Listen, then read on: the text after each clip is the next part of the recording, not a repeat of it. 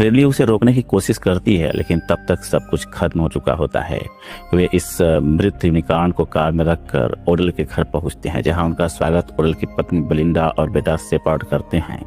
कुछ ही देर में वे ओडल से मिलने हैं, जो एक फार्मास्यूटिकल साम्राज्य का मालिक है, लेकिन अब मौत के बेहद करीब है। रिडली उस रहस्यमयी प्राणी की मृत्यु से गहरे तक आहत है, लेकिन बाकी लोग मानते हैं कि वह सफर की थकान से परेशान है। उसे आराम करने के लिए कहा जाता है। तभी शेपर्ड उसके चेहरे पर कुछ अजीब सा निशान देखता है। रिडली और एलियट समझ जाते हैं कि यूनिकॉर्न का खून है। रिडली चुपचाप वॉशरूम की ओर चली जाती है अपना चेहरा धोने के लिए।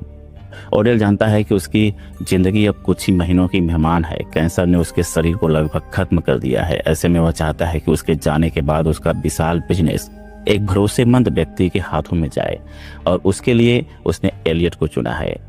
वह चाहता है कि एलियट उसकी पत्नी बेलिंडा और बेटे शेपर्ड को कंपनी चलाने में मदद करे।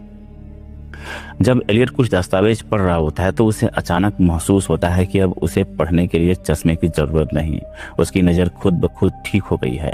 यह बात उसे हैरान करती है, लेकिन वह फौरन दस्तावेजों पर ओडल से साइन करवाने पर जोर देता है।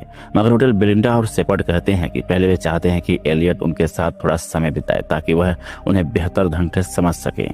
उधर रिडली जब वॉशरूम में जाकर चेहरा धोती है तो पाती है कि उसके चेहरे के सारे एक्ने गायब हो चुके हैं, और ये सब उस यूनिकॉर्न के खून की वजह से हुआ है। उसी समय बाहर खड़ी कार में रखे यूनिकॉर्न का सिंग फिर से चमकने लगता है, और रिडली के सिर में अजीब सा कंपन महसूस होता है। वह घबराकर एलियट के पास